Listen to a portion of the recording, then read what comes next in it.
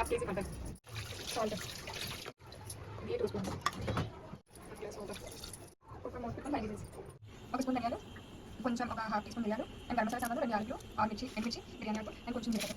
ఇది కొంచెం dry roast చేసుకోండి. చిన్న అల్లం ముక్క, ఒక వెల్లిపాయ అండ్ కొంచెం జీడిపప్పు, ఆనియన్.